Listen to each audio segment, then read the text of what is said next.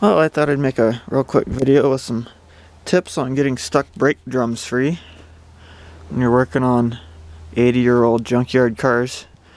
You end up spending a lot of time trying to make them roll. So the first thing to do is back off the adjusters on these old Chrysler brakes. There's one on each side. There's one right here, 3/4 inch bolt, and one right here. So you back those off until you feel them hit the stops, and that pulls the shoes away from the drums. Probably pull your outer wheel bearing off just to give it some play. And I usually knock them with the sledgehammer ever so gently. Just hit them on the edges here. Obviously don't go whacking the crap out of it, but just kind of shock it loose a little bit if you can. And then sometimes you can tap on this edge a little bit, and like this one just started coming loose, so it wasn't too terribly stuck. Sometimes you can get in here enough to start prying. Don't bend the back plate, these aren't very strong, but if you hit it on the top or the bottom, that's usually where they've got the most support. So sometimes you can get a pry bar in there and pry them a little bit. And another thing, I built this little tool. This is actually for pulling hubs off of tapered axles, like on the rears of these old cars. But this is the center of an old wheel. I torched it out, and these are little 1/4 inch thick plates that I got from Home Cheapo, and cut the ends off, welded them to the center of the wheel there, and they've got these slots already drilled in them.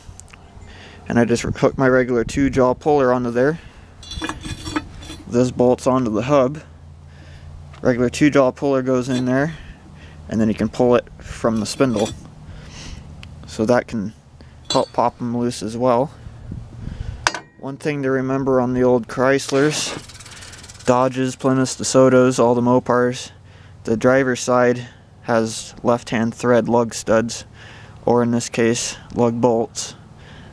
So, anyways, get to tapping on it. Some of them get stuck really bad if the car's been sitting in the mud or something, but they usually break free with one of those methods. Another thing to note is sometimes you come across really big, crazy looking spiders that try and kill you. So in that case, always kill it with fire. So here's a look at the adjusters. It's basically just like a cam bolt on the inside. We're looking at this piece right here. So when I turn this on the back, this 3/4 inch bolt here with the spring on it, that moves this cam. So you can see on one end, the cam is kind of up. So when that cam is over here, it's pushing against the shoe and pushing the shoe out. So you want to turn that in.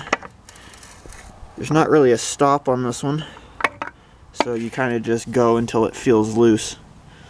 But you just back those adjusters off, and that gives you a little bit of slack on the shoes, and that's just a little bit of extra help to get these things broken loose.